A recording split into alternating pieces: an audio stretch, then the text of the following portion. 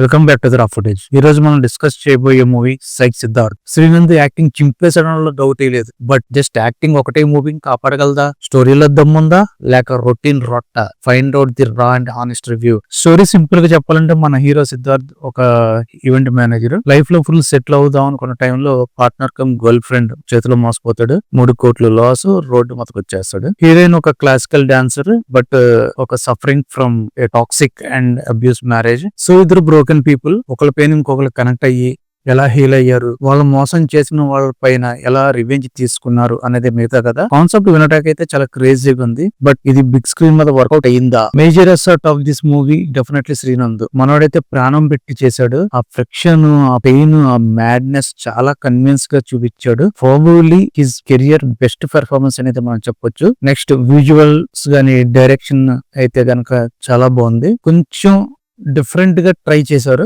Lighting and framing చాలా mood and creative గా ఉంది. కొన్ని షార్ట్స్ అయితే మాత్రం ఫ్రెష్ గా అనిపించాయి. హీరోయిన్ యామిని కూడా చాలా న్యాచురల్ గా చేసింది. హీరోకి ఈక్వల్ గా తన క్యారెక్టర్ ని. ఇప్పుడు ప్లస్ పాయింట్స్ అయితే మనం మాట్లాడుకుందాం. Major asset of the movie definitely Shrinand అని చెప్పాలి. మనోడైతే ప్రాణం పెట్టి చేశాడు. ఆ ఫ్రిక్షన్, ఆ పెయిన్, ఆ బ్యాడ్నెస్ ని చాలా కన్విన్స్ గా అయితే చూపించాడు. Probably is career best performance అనే చెప్పొచ్చు. నెక్స్ట్ మనం విజువల్స్ గురించి మాట్లాడుకుందాం. విజువల్స్ కూడా చాలా బాగున్నాయి మూవీలో. డైరెక్టర్ వరుణ్ రెడ్డి అయితే చాలా కొత్తగా డిఫరెంట్ గా మనకి చూపించారు మూవీని. ఆ లైటింగ్ గానీ ఫ్రేమింగ్ గానీ చాలా ఒక మూడ్ క్రియేట్ చేసినాయి మనకి. కొన్ని షార్ట్స్ అయితే చాలా ఫ్రెష్ గా అనిపించినాయి. హీరోయిన్ యామిని కూడా చాలా బాగా యాక్ట్ చేశారు. చాలా చూడటానికి చాలా బాగున్నారు ఈ మూవీలో. తను కూడా ఈక్వల్ గా హీరోతో పాటు అయితే యాక్ట్ చేశారు. ఆ లెవెల్ ఆఫ్ యాక్టింగ్ ఇద్దరిది అయితే చాలా సెట్ అయింది. ఇప్పుడు మన స్టైల్ అయితే మినిమం పాయింట్స్ కొన్ని మాట్లాడుకుందాం. కాన్సెప్ట్ సూపర్ ఉన్న ఎగ్జిక్యూషన్ లెవెల్లో కొంచెం మనకైతే లాగ్ అనిపిస్తుంది భయ్య. చాలా చోట్ల మూవీ స్లోగా వెళ్ళటం, బోర్ కొడతా ఉంటది. ఎమోషనల్ కనెక్ట్ అయితే మిస్ అయింది అనిపించింది నాకు. హీరో బాధపడితే మనకు కూడా బాధ కలగాలి. అదే విలన్ కొడుతుంటే కనుక హై మనకు కూడా రావాలి.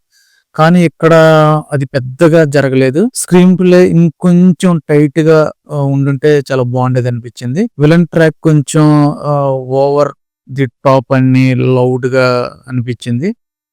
కొన్నిసార్లు చిరాకు కూడా తెప్పించింది. ఇది రెగ్యులర్ కమర్షియల్ సినిమా కాదు, ఒక డార్క్ మూడ్ బేస్డ్ డ్రామా. మీరు ఏదైనా ఒక డిఫరెంట్ గా ఒక మూవీ చూద్దాం అనుకుంటే కనుక డెఫినెట్ ఈ మూవీ అయితే మిస్ అవ్వద్దు. మీరు శ్రీనంద్ యాక్టింగ్ కోసం లేదంటే ఒక different style of taking enjoy చేస్తాను కనుక డెఫినెట్ ఈ మూవీ మీకోసమే. బట్ ఈ యొక్క ఫాస్ట్ నేరేషన్ అయితే ఈ మూవీలో మీరు ఎక్స్పెక్ట్ చేయొద్దు. కొంచెం స్లోగా నడుస్తూ ఉంటుంది నేరేషన్. బట్ డెఫినెట్ గా మీరైతే ఈ మూవీని ఎంజాయ్ చేస్తారు. నా రేటింగ్ అయితే కనుక 2.5. So thanks for watching. ఇప్పటిదాకా మన ఛానల్ కి ఎవరైతే సబ్స్క్రైబ్ చేసుకోలేదో ప్లీజ్ సబ్స్క్రైబ్ చేసుకోండి, లైక్ చేయండి, షేర్ చేయండి, కామెంట్ చేయండి. Just wait for next review. Thank you, bye bye. మీరు ఈ మూవీ చూసారా? మీకు శ్రీనంద్ యాక్టింగ్ ఎలా అనిపించింది? Is he unrated? కింద కామెంట్ లో చెప్పండి.